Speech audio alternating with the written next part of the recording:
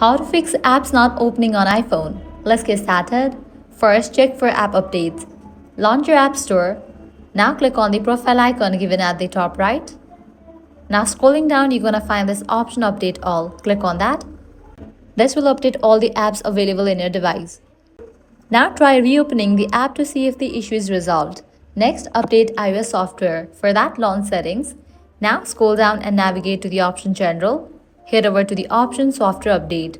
If any updates are available, just update your software to its latest version.